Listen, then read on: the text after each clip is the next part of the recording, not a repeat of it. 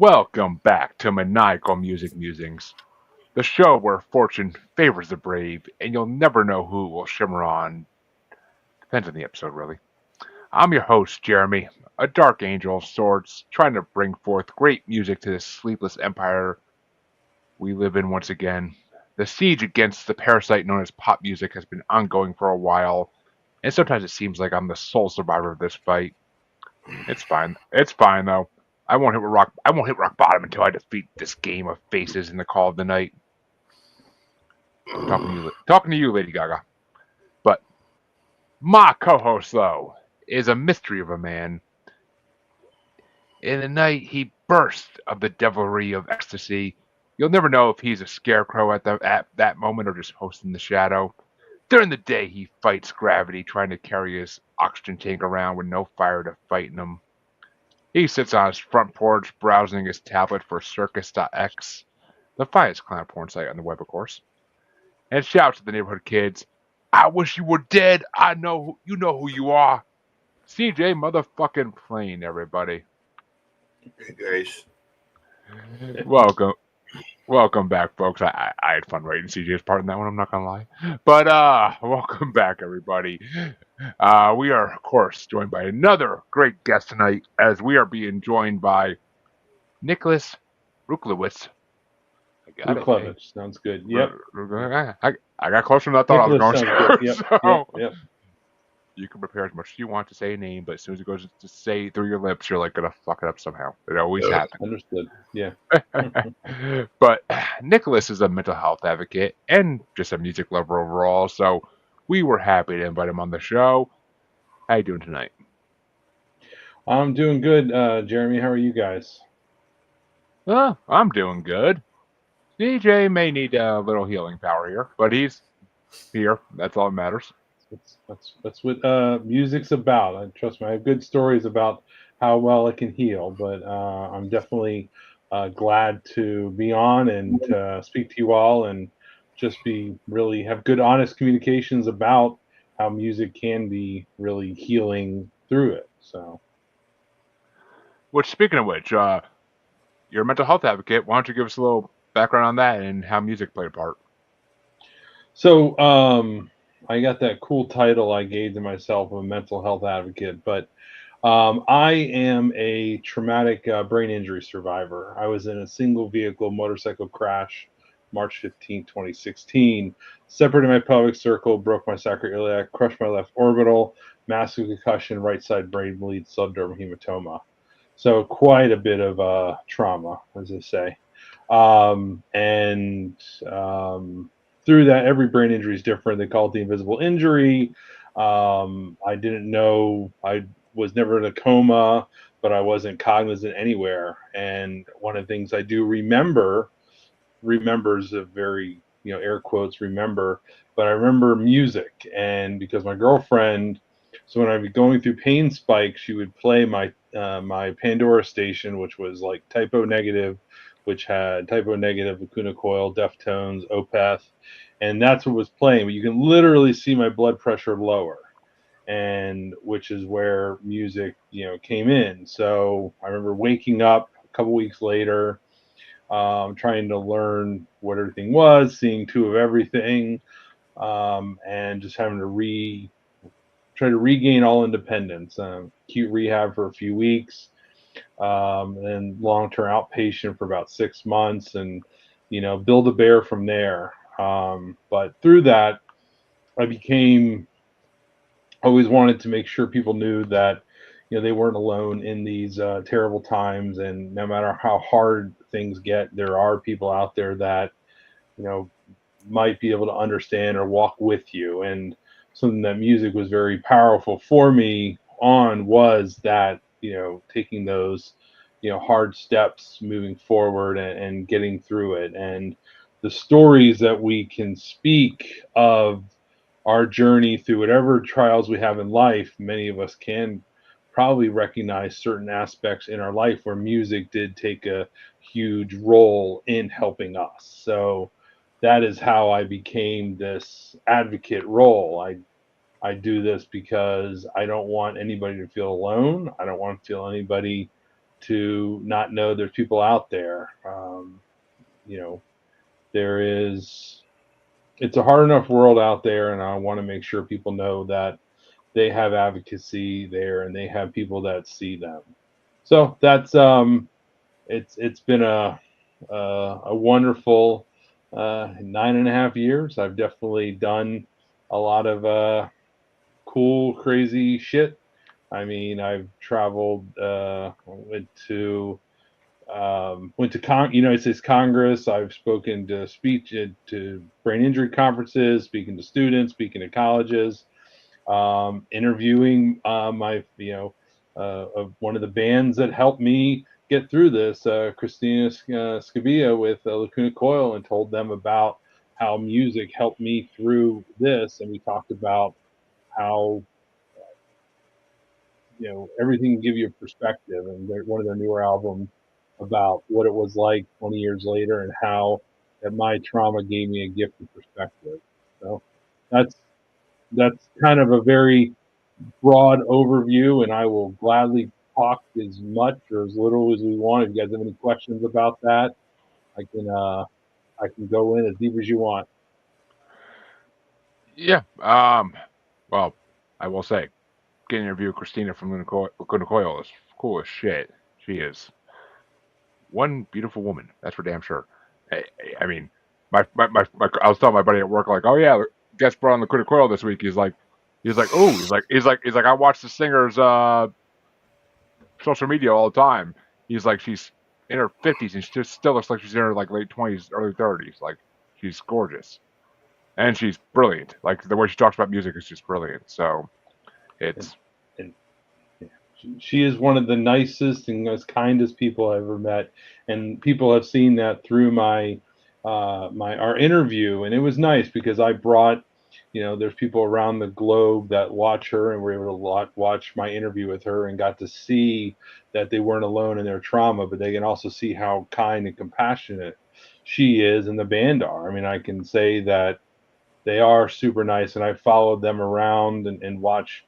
Sounds a little odd. I go on. I'll when they go on tour, I'll go to a handful of stops and spoken to many different fans there, and a lot of them have these crazy cool stories from these people. And someone being creative loves to hear how you helped and they helped impact your life in a positive way and make sure they do it. So it's pretty damn cool. Pretty damn cool.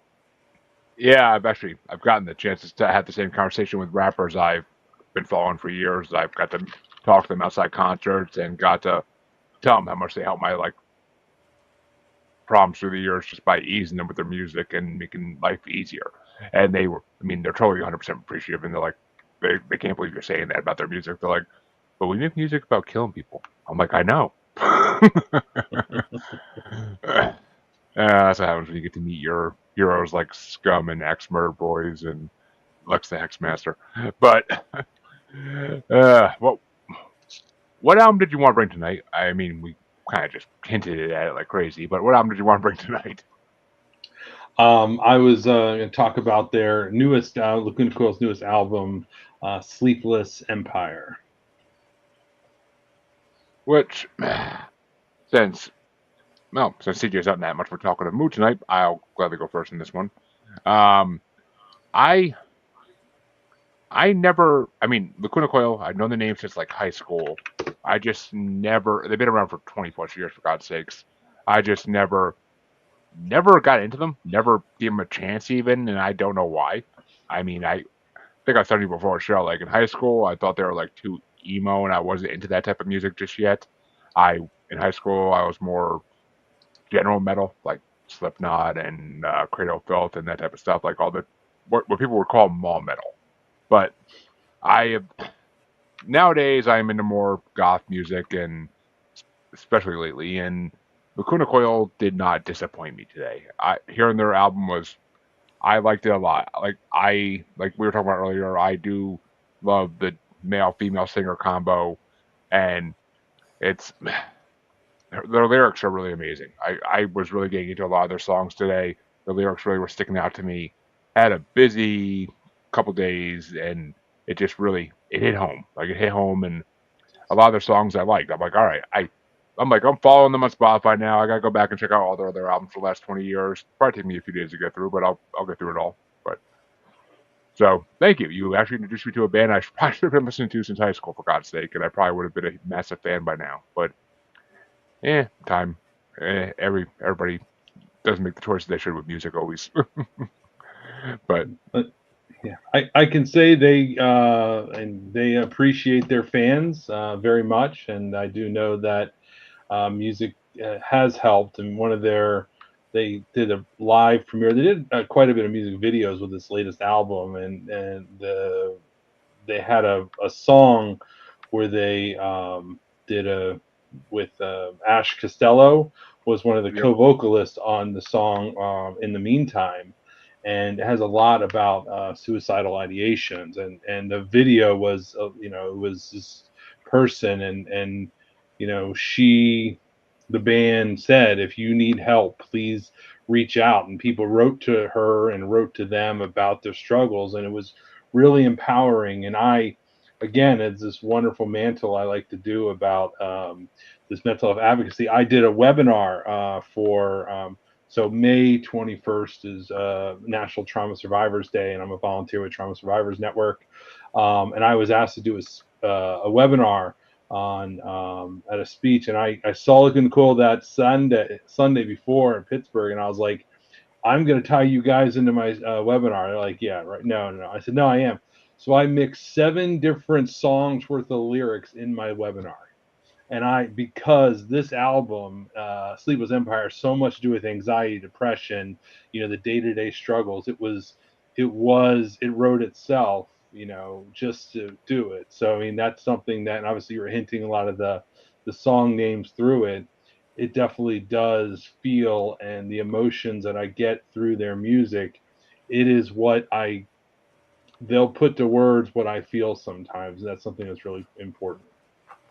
I was gonna say it's funny you say that, because I like to play with my the names of the tracks and every week, and the lyrics as well, like sometimes, just to make a good intro. And it's amazing what you can do with that stuff. It really is. Yeah. I've made some intros that have made me die laughing inside as I'm saying them. So as you could tell probably by my face when I'm saying them. But well, CJ, what did you think of Sleepless Empire?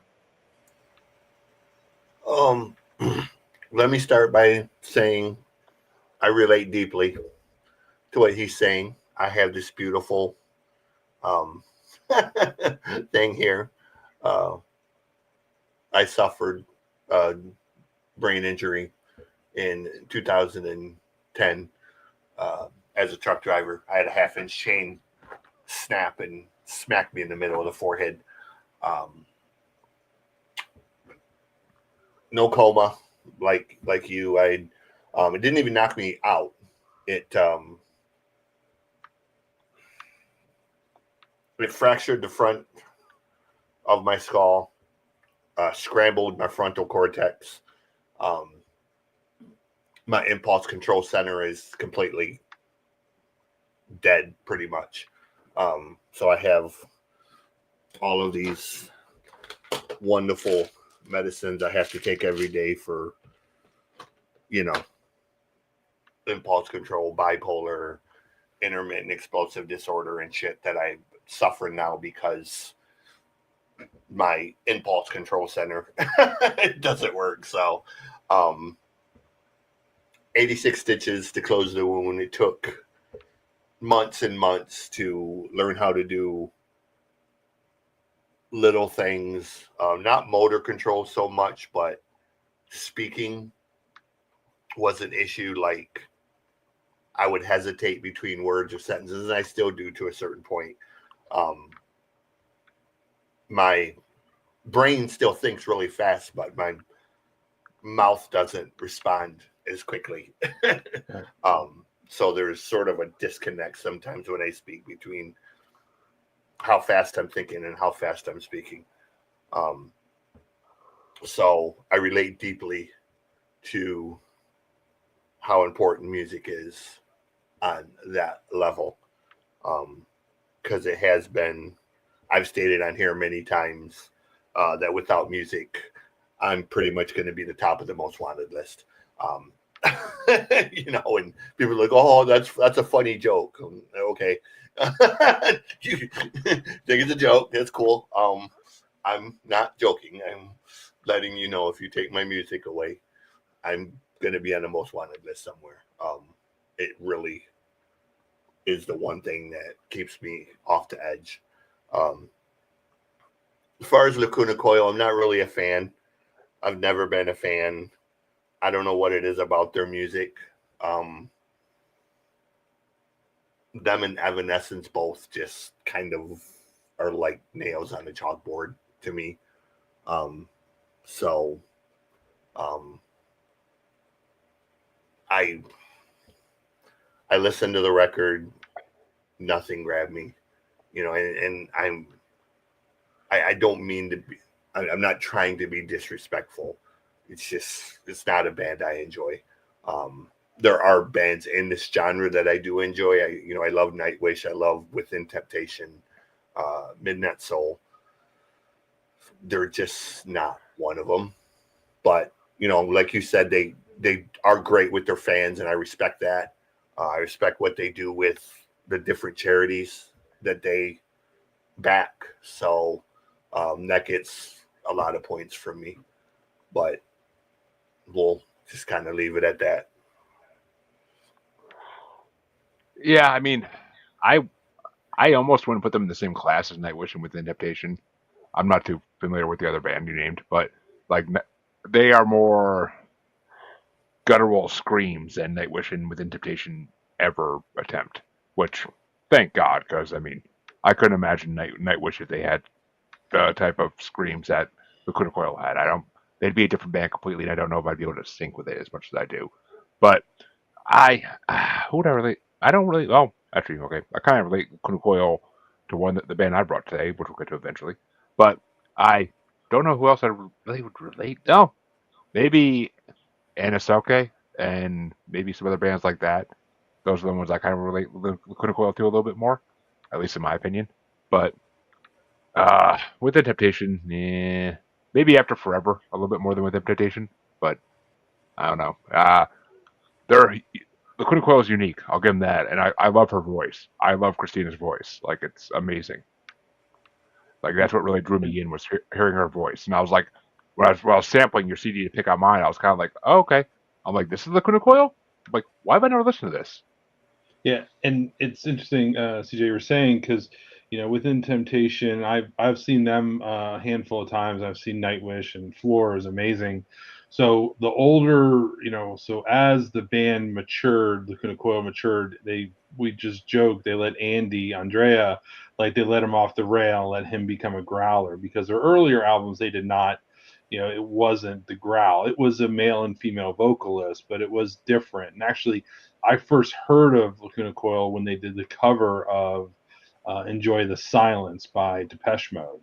And it was fantastic. And that's where I did. And then I started listening, and they changed, every album they seemed to get a little harder, and they formulated their own style. And, music's, to, ear the beholder for any of them, but it is important that certain things do click with us, and and it is nice to know that the bands are out there, some of the and they treat their fans well. And I'm glad you recognize that, because it is pretty cool being at a show and just talking to fans I would have never imagined to meet. And shit, I talk to them now still. I mean, I'm very vocal about my struggles, and CJ, thank you for speaking about yours. And obviously, I'm so sorry you had to go through that, but brain injuries are, unfortunately, they are very, very common, more than people realize. And it is very isolating, and using that. And this was powerful for me, this album, because the lyrics of it were about, not being able to breathe, being surrounded, just falling down as you can. And I remember seeing the show when Christina performed Gravity, and she like pointed at me and said, you have to go, as far down as you can to get up. And she said the same thing in my interview. So they do see they do understand what the emotions they go through, and they do. I think they do a really good job of putting it into words. I mean, I get it. There's a lot of bands that I listen to that I know people don't get as much, and I'm a massive Blue October fan. I know Jeremy didn't like them that well, and I get it. Like they're kind of a, not for everybody, Well, but actually, I never actually listened to Blue October until you brought on the lead singer's album, and actually the guest did. Oh, the guest did, yeah, and I was just happy about it because I actually went back the next day and I listened to their number one song on Spotify, "Hate Me Now," or "Hate Me," whatever it's called, and Hate me today. I didn't hate. I did not hate that song. I did not hate that song. That song was pretty good, actually. It was their most popular song, so I had a feeling it was certainly good. And I relate to his lyrics the way that he's talking about lacunas, because I guess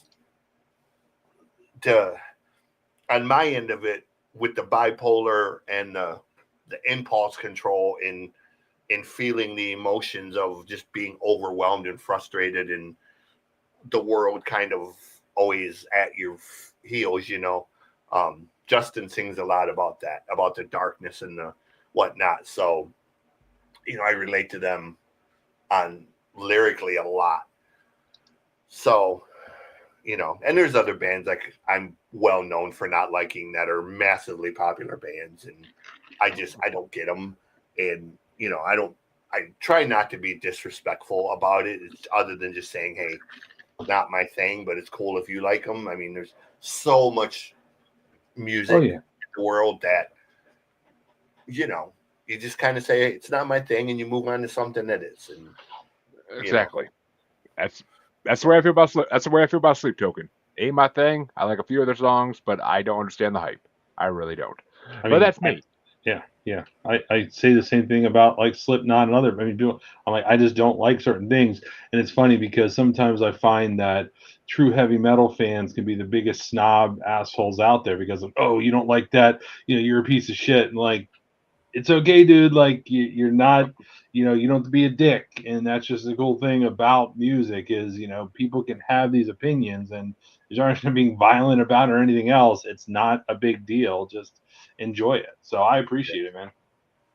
I'm that way with Ghost. Like, I don't get Ghost.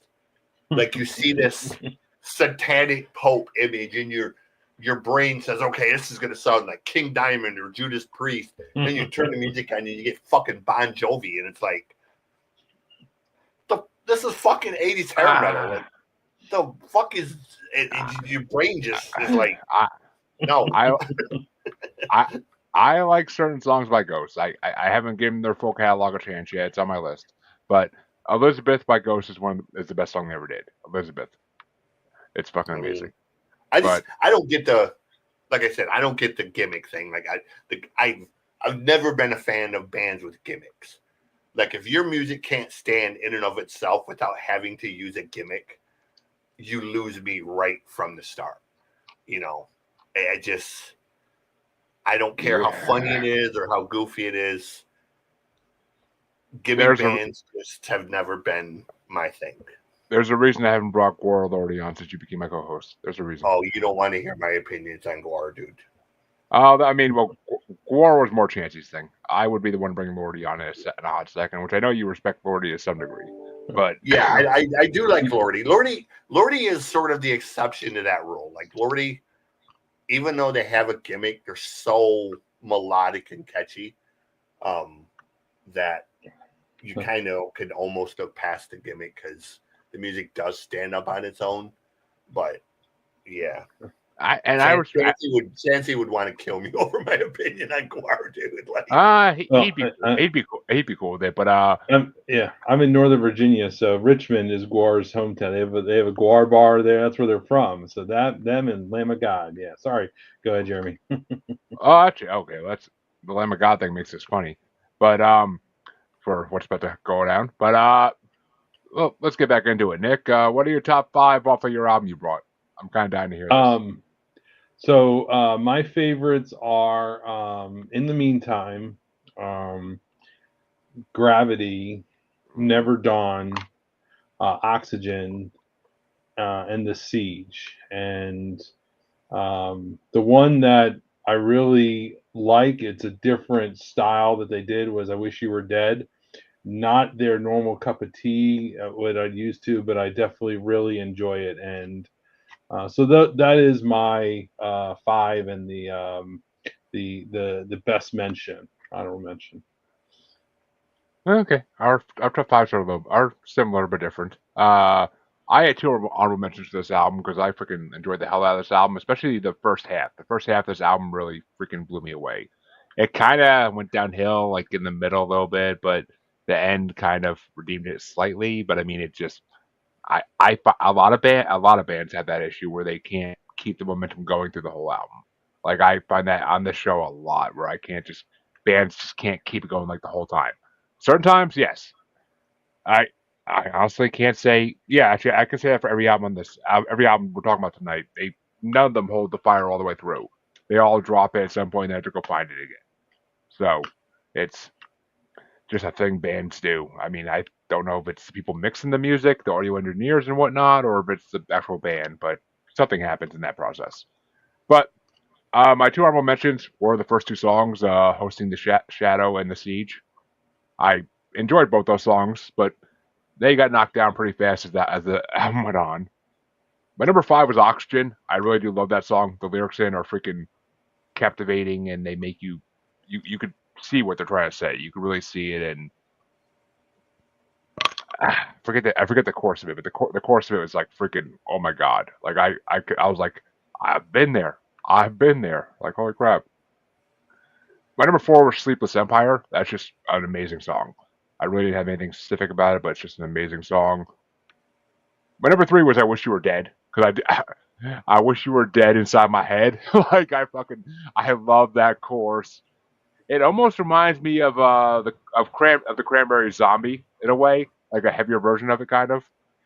But I I really like the lyrics, and there definitely is somebody I wish was dead. So I can relate. I can really relate.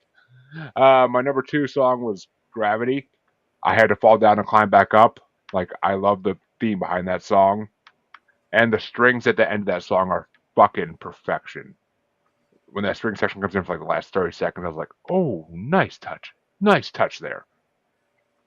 And my number 1, surprise, no one you didn't mention it yet. I was surprised. My number 1 is Scarecrow. I'm a freak of nature and I don't want to belong. I can relate to lyrics in that song so fucking hard. Like Scarecrow was such a good song. I I put a lot of this album into my like list on Spotify, and I really gotta go back and check out their older stuff too. But Scarecrow was just like, oh my god. I'm like, how do I not know this song exists? I mean, yeah, it only came out earlier this Just came year, out. Yeah. but I mean, still, I digest so much new music on like a monthly basis. It's not even funny. So I'm like, how do I? I'm like, how do I? I'm like, how did I never get another Kuna Koyo? I really don't know how it didn't happen. At some point in my life, I think I would have clicked with it, but well, I guess I just really never knew anybody that was into it enough to like go on and be like, you gotta listen to Lacuna Coil. Like I never had that person. Like other bands, yeah, of course, but like Lacuna Coil, I just never had anybody come and be like, you gotta listen to this band. And I wish I did, because I probably would have been a massive fan for years now if I heard them earlier. Well, you mentioned Oxygen, and Oxygen's, I mean, I love that song, but so they did a lot of music videos, and like in the beginning of it, where she seems like she's screaming, it's like really high pitched all over the place, but in the filming of it, they filmed the scene underwater, so she's like screaming underwater trying to get out.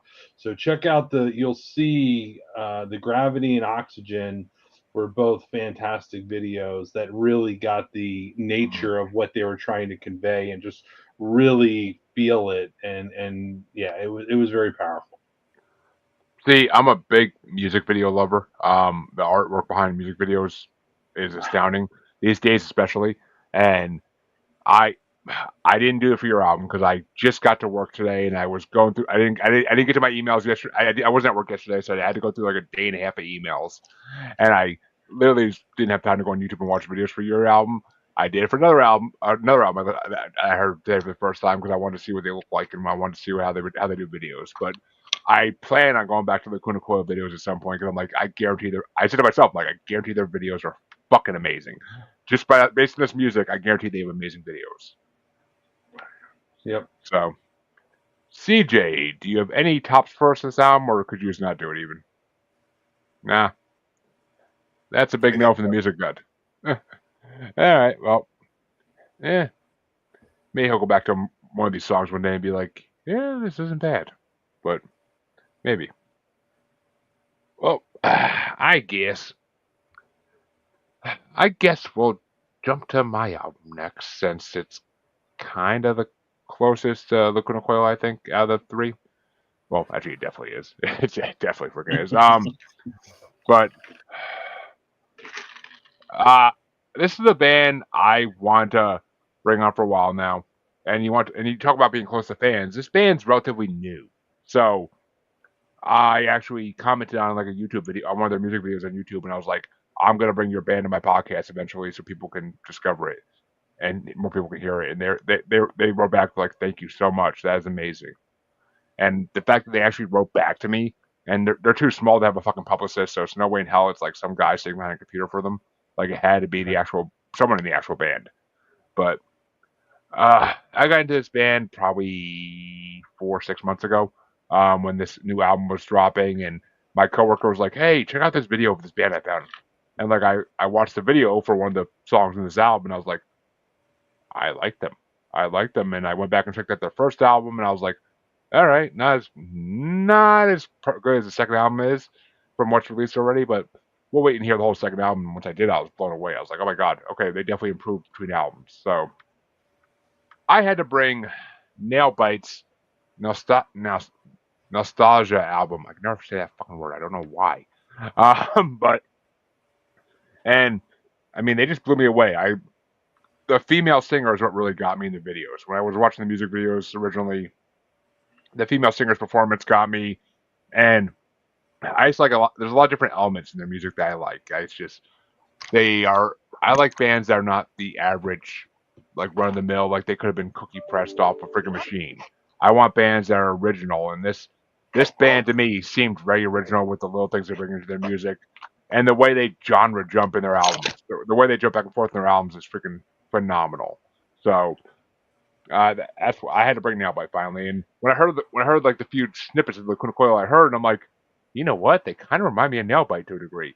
So I'm like, I can finally bring this band. I've been wanting to bring this album since it came out earlier this year. So like, and he brought the album from this year, so I can bring the new one. Fuck yeah, let's do it. I'm on a roll lately with new releases. I really am on this show. But so I mean, that's why I wanted to bring them. Nail Bite's good, and I can't wait to see where they actually go in their career after these first two albums. But what'd you think of them, Nicholas? I enjoyed it. I enjoyed them. I did laugh. I was like, huh, I wonder if you picked this, because I picked a female and male vocalist. But I enjoyed them. I definitely, they had a lot of different genres inside. I think it was like the first song, Nostalgia, because I was like, okay, here's some trap. This is definitely some death. This is a lot of Dimur Borgir. But I think when some of the songs, when they went in, like Shimmer, I mean, I loved that they allowed her to do her voice, and then with his, kind of growls. I think it worked really well. I was very impressed, especially for such a young band. I think it did really well, and it's definitely, I think, especially like the earlier, like the beginning song, I think it allows someone to hear different parts and say, "Oh, I like this type of music." Okay, well, there's this whole metal genre that you can go after with this. So I enjoyed it. I mean, I did enjoy it. Yeah. I mean, that's the thing with these new bands in the metal genres is they've heard so much different metal in their childhoods and their early adulthoods that they kind of want to play it all. So they combine, these new ones are creating whole new genres, just combining metal genres together, and it's mind blowing. It really freaking is how genius some of them are. I would love to see Nailbite live. I think they're coming to my area soon. Yeah, I'm gonna get out to see them, but I would love to see them live. Like, they are just phenomenal. They've played a lot of big music festivals over the last couple of years, and they're getting bigger and bigger. I can't wait till they really blow up one day. They could be the next Lacuna Coil, honestly. I could see that happening, but I'll hope for them. I'll hope for them. But CJ, I know we talked before and you never heard of Nailbite, which I'm so happy I actually brought up a band you never heard of. But what did you think of them? You really want my opinion? I know it's not going to be great, probably, but I want it. Okay. I wrote weird just for the sake of being weird. The record's about 5 songs too long. The weird Fallout style music that's playing in the background in some of their songs is annoying as hell. The female voice isn't terrible, but it's kind of derivative of a whole bunch of other female singers. And the number one point, the stupid pig squeal vocals just completely ruin so many songs. If she were the sole singer of this band, it would be listenable. But the pig squeal vocals that he does is just fucking annoying. I never ever want to hear this band again, ever.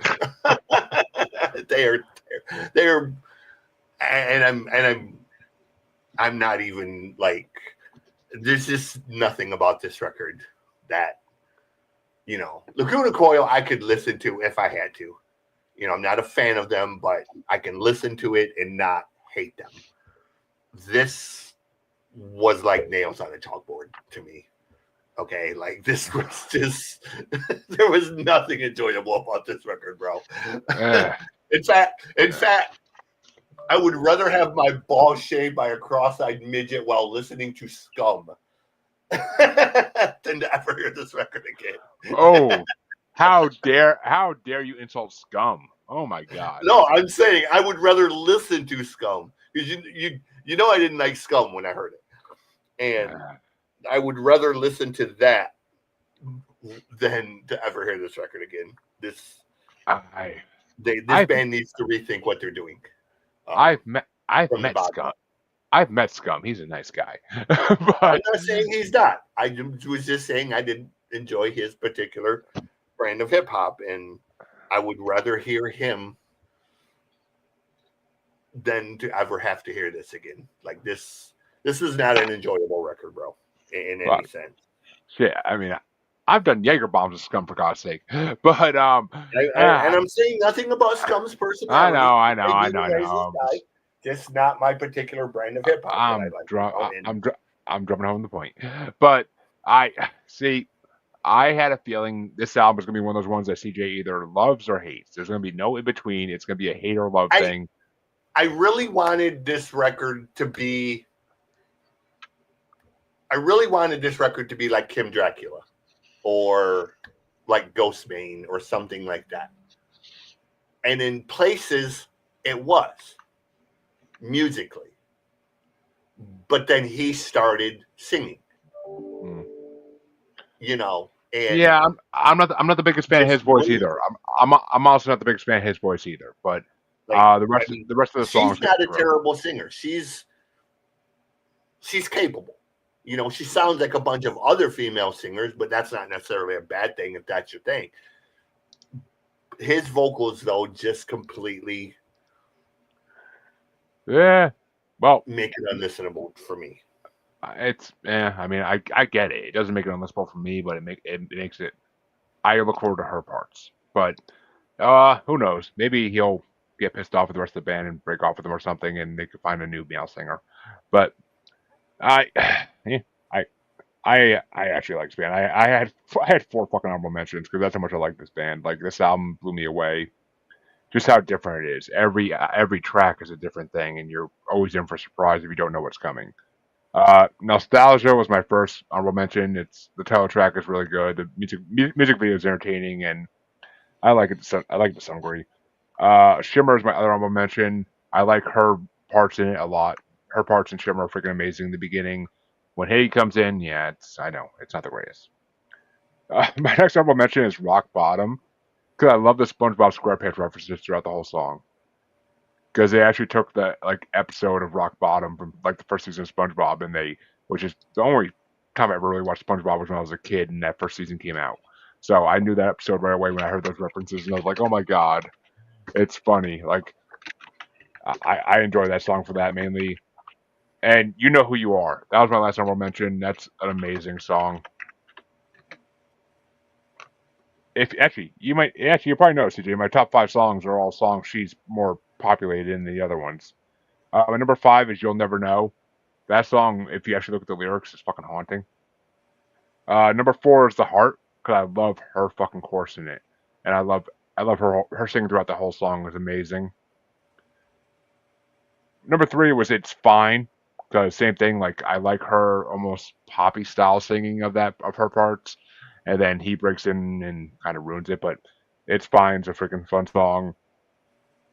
My number 2 was Circus.X, because the organ in the background throughout the whole song, like I love that. Like it makes it sound like such a creepy carnival type song that it's almost Juggalo worthy, that song. And my number 1 is the song that got me into this band, and that's Parasite. The sitar in the beginning of it, because in the video the guitar player is actually playing like a huge sitar, and it's such a good Parasite's such a good song. That's the sitar. I'm a sucker for a good sitar throughout a song, and they fucking nailed it on that one. So that's what got me into them to begin with, was that song. But Parasite's always gonna be my favorite of this album. What were your top 5, Nicholas? Well, mine were It's Fine, You'll Never Know, Sideways, Shimmer, and Endless. And I agree. I liked her voice when she would sing more. I definitely appreciated that more.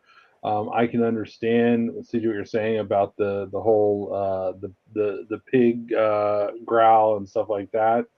But I did like her voice where it was added, and I wish she had a little bit more fuller, and she'd have hopefully more confidence as they go in to it more.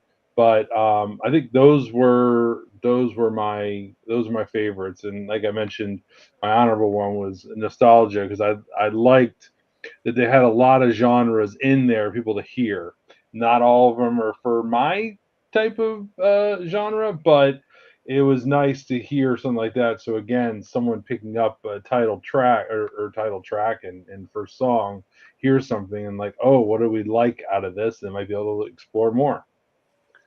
Yeah, I mean nostalgia. You could definitely tell the early 2000s kids, and like nostalgia hits on a lot of sounds from like the early 2000s that like you immediately, if you grew up in that era, recognize, and you're like, oh, what's this now? But and I love the album cover too. I just freaking it's almost like a Minecraft pixelated picture, and it's freaking like it fits perfectly with the name of the album. But Sideways is a fun song. I didn't put that on my list, but Sideways is almost like their version of a pop song with like a little mellow at the end. Like so, it was kind of interesting to hear that the first time. Did you have any top 5 for this one, CJ, or did you just not even grab it? So, I didn't get the one. There was one song that sounded like Korn, and it was not terrible until he started singing. But the main one, Shimmer, was a super good song until he comes in at the end. Like that song, I was like, hey, this could be a Scandroid song, or this could be a really good synthwave style song. And right up until he came in at the end, and I was waiting for him to come in sooner. So I was like, okay, maybe we're gonna get like one good song out of this. And then he like comes in like the last minute or so, and it's like, okay, I mean, Shimmer is the one song off this record that I would listen to. Like he's not on it that long.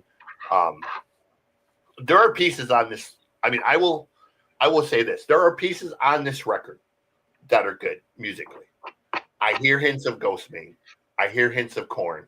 I can tell what their influences are, but they're doing too much at once. You know, they need to rein in kind of what their thing is, and rethink him, like, Yeah. like, I mean, I don't know, like, I said this, if they were to go in a Kim Dracula direction, this totally works, because it's kind of what Kim Dracula does, but there's just too much all over the place, Yeah. from to the other, I, and it's not, I honestly, when I heard Parasite for the first time, I was kind of hoping that they used that sitar in every song they did, because I thought that would be like their thing, and that would be like awesome if they did that. But I found out soon after that that's not what they do. Their first they have a album, good they have a good starting point.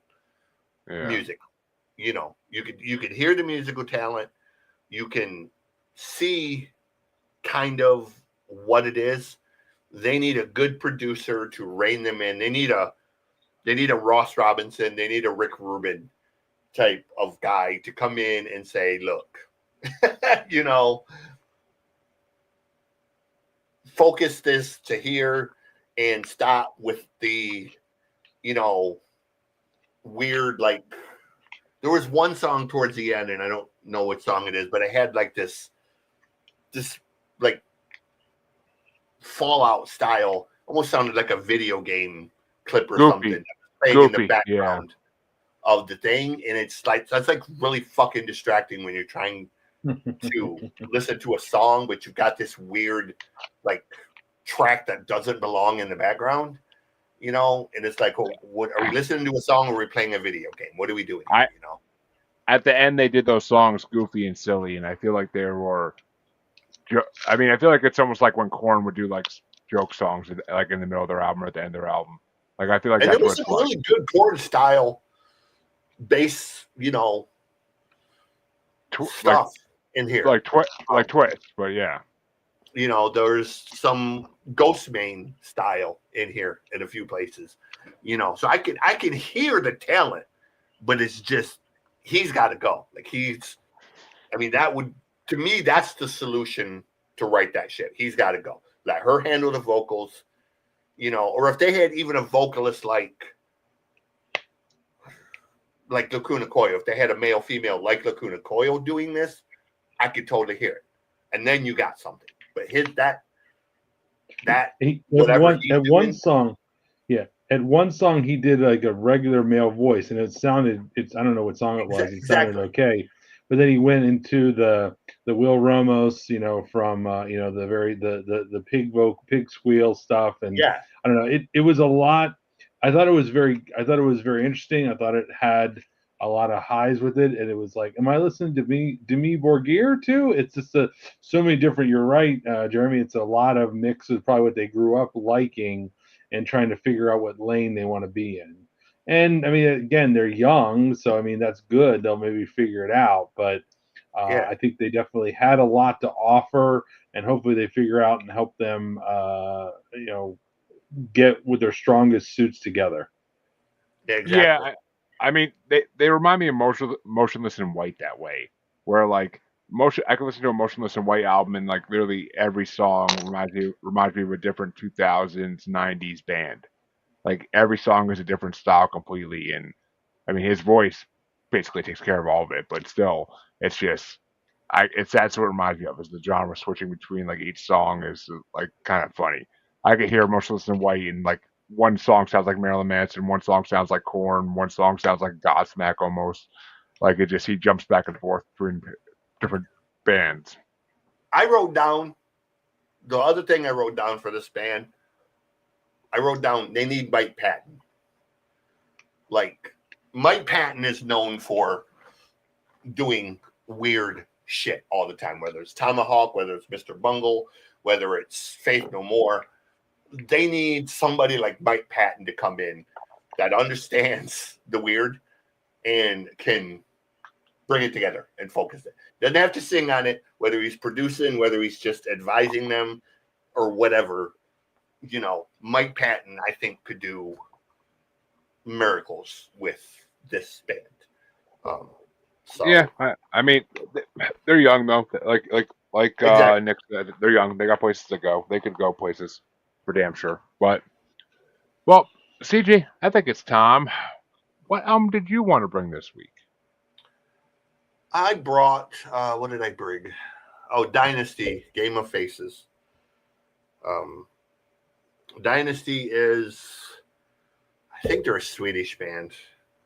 I'm not sure if they're Swedish or Finnish. Um,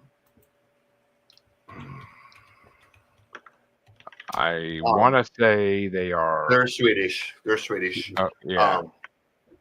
They're from Stockholm. I brought them because they're big, they're bombastic, they're melodic, they're kind of in that Power Wolf type of vein that you like. Mm-hmm.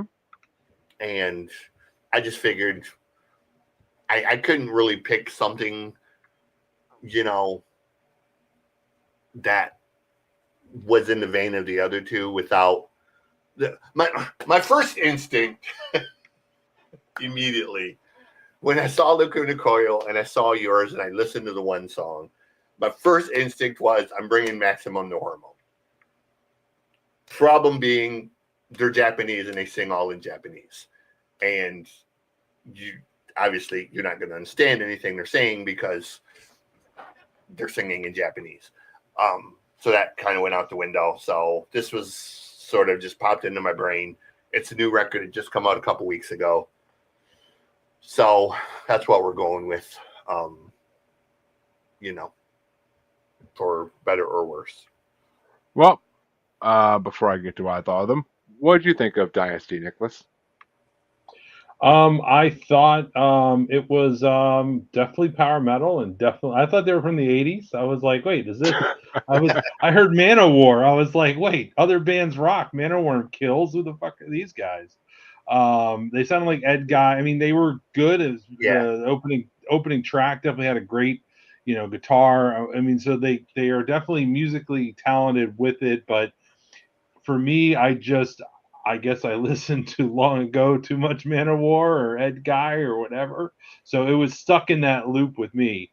It was also like as you can't tell, I'm a fucking nerd. So it was like, am I playing D&D and Pathfinder? Like this, it was right out of a game. Like, all right, let's go face the dragons and the phoenixes and stuff. It was fun. I wouldn't take it too overly serious. It was like Manowar for me, and it was like, okay, good. It was definitely so it felt like an 80s power metal band. So yeah. Yeah, well, CJ, let's just say you weren't wrong the other day when you said that you think I'm gonna love what you bring this week. Yeah, I mean, it's power metal. As you know, power metal is my fucking thing. Powerwolf, War Kings, so many other bands I can't even think the name right now, but I love power metal. I mean, modern 80s, I love power metal and where it's from. I'm listening to right now Rage, which is another power metal band from. That's old school, dude. I haven't heard Rage's name in years. they have a new album coming out, but yeah, but they're not as good now because Victor's not with them. Well, Victor, like if you go back to the old stuff compared to the new stuff, you notice that Victor is missing. Like Victor is such a. I'm on their first album still, so I haven't really gotten through the years yet. But they did a Powerwolf song on one of their cover albums, so that's one of the bands I went back through, like NSOK and Kiss and Dynamite, because I heard them on Powerwolf. So I'm working on Rage now. I might finish it by like 2 or 3 weeks from now, but. So, I mean, here in Dynasty today, I was like, all right. I'm like, I like them. I'm like, can I say they're my favorite, anywhere near my favorite power metal band? God fucking no. They're not. No. I mean, Powerwolf could smoke them in a fucking second. They could open for Powerwolf, and that's where they belong. But War Kings could fucking smoke them too. But they're good. There's some of their songs I like better than the others. Some of their choruses and their fucking lines are fucking amazing. Some of these songs, the music videos had me dying laughing because they have like the fucking Jewish priest like going back and forth thing in like the one video I was watching. It's just like, what the fuck? Who do you think you are, Rob Halford? But it's just like they truly exemplify the '80s metal that they want to be. Like that's truly what they exemplify. I did follow them on Spotify too, so I will be going back and looking at their older stuff as well because I want to see if it's different from the new stuff. But because they've been around for a long time, so It's I pretty close. They haven't reinvented the wheel. I'm sure it is, but I like them. I mean, I shared them out to a couple coworkers today who like metal. I mean, they're not really the biggest power metal fans like I am, but I was like, this is kind of like this is exactly power metal to me. This is kind of like heavy metal meets power metal in a way. They're not full on power metal. They're not. Speaking of D&D, they're not fucking. Oh my god, they're not Windrose or they're not like fucking any of those bands that like have like the specific power metal like gimmicks. No, the head guy comparison is really a good comparison. Actually, it's funny you say that because it is true. Because when I heard Game of Faces, I immediately thought King of Fools. I didn't associate the two together, but it is a very good valid comparison. Like they do have that very good guy. So. Which is funny since this last Saturday on our special episodes we just started an Avantasia bracket. That's funny, but because we actually just introduced like 2 or 3 people to Avantasia, and Tobias Sammett's genius. So I like that guy, but Avantasia is where he knocked it out of the park and kept it out of the park. So, but what are your top 5 for Dynasty, CJ? I actually have 4 off of this set. I think there's 4 songs that really stand above the rest. Number 4 is Mystery. Number 3 is the title track, Game of Faces. Number 2 is Devilry of Ecstasy. But my favorite one, man, it really is kind of a different track and whatnot. And I think it works for them is Dream of Spring is my favorite one. There's something about that track that I really dig. Yeah, it's not on my list, but I will say Dream of Spring was it was different, and it was kind of like, okay, I see you trying to do a power ballad. Okay, like good job, guys, good job, you fucking nailed it.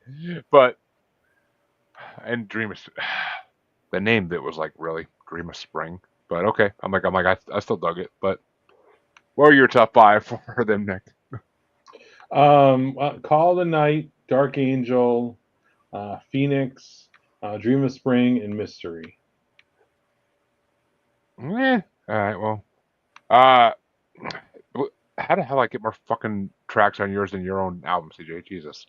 But I had honorable mention. Fortune Favors the Brave, but that one was kind of,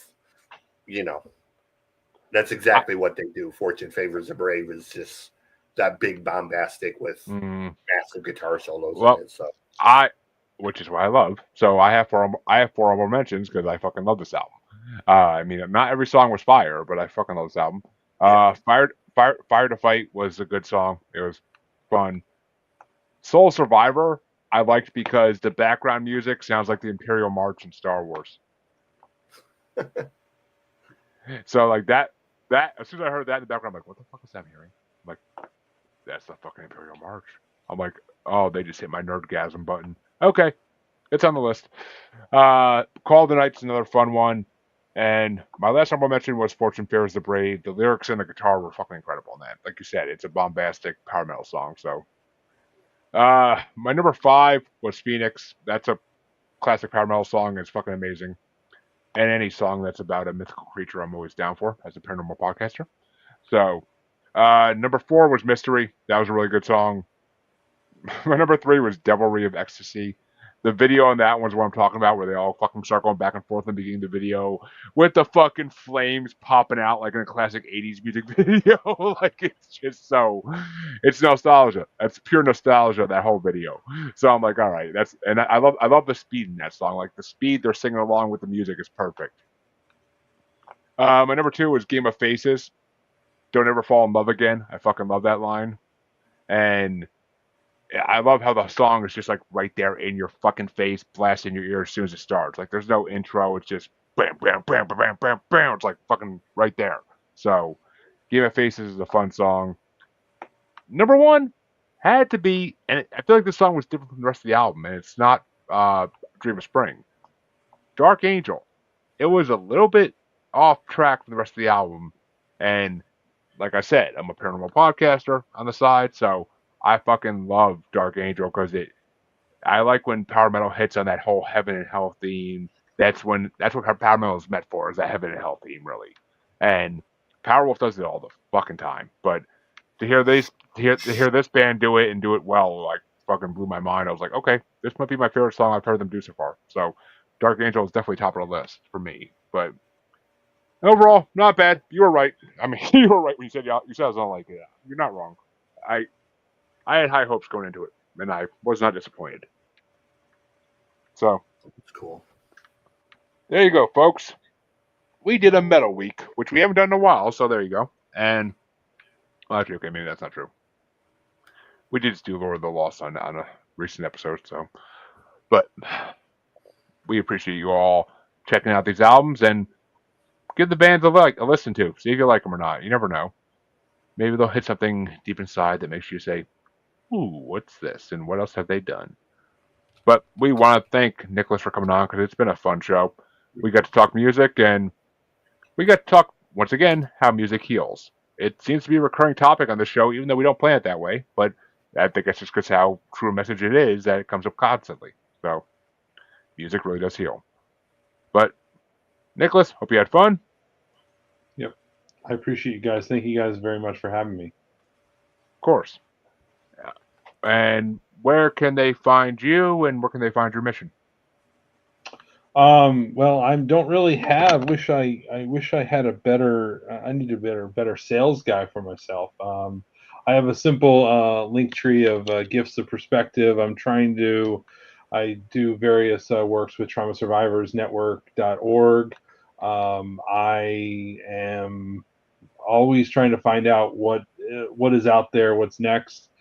Trauma Survivors is a very important. It helped me get through where I am, and they are available in many level 1 trauma centers, and making sure people always have a chance to connect.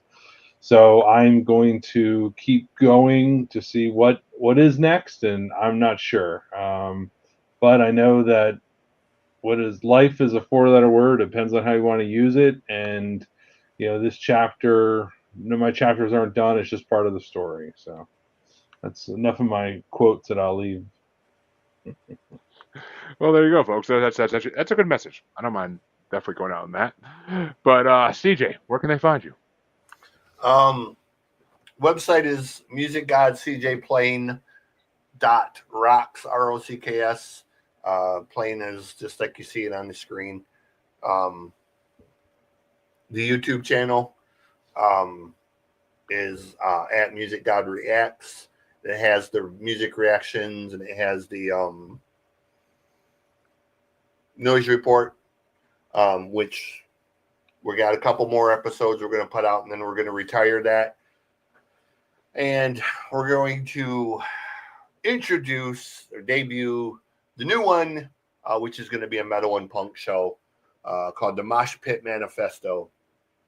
And we're gonna lean heavy into the punk and metal stuff like Manowar and Borknagar and all the weird stuff that I'm known for liking, like this, like Sentenced and Malevolent Creation and Ed Guy and Avantasia and all that fun stuff. That's gonna take the place of Noise Report. And also, if you go on Apple and Spotify and Podpage, something like that, you'll find the Loud List. Jeremy's on there a lot. We got a conspiracy theory coming up this Thursday. Top 10 list. We had fun with that one. Loud List is where we do the top 10 lists that rock. Weird top 10 lists, pretty much anything your brain can conceive. and we turned it into a top 10 list. So, yeah. Well, folks, go check out those shows, especially the conspiracy theories one we did. That was a fun fucking show to do. It's coming up But Thursday. yes, go check it out. Well, it'll be out a few weeks by the time this releases, but still, go check it out unless you're watching the video. Then wait for it. But you can find both your musers on Facebook as Squatchy Largefoot, on X and the Gram as at Juggalo Bastard, and you can find us on YouTube, Maniacal Music Musings. The only place to ever see everything we've done is on YouTube. Because podcatchers suck when you switch services. Just saying. But come back next week, folks. Next week, we're going back in time a little bit. So, no new albums, just older classics. So, come back and check them out. Until then, there's one new record. Mine's going to be a new record. of course. But it's going to be exactly in line with the other two. So, all right. All right. Now you got me curious. But we'll see what those are next week, folks. Come back next week and check it out. And we'll thank Nicholas one more time for coming on, of course. Thanks, guys. Appreciate it. See you all next week.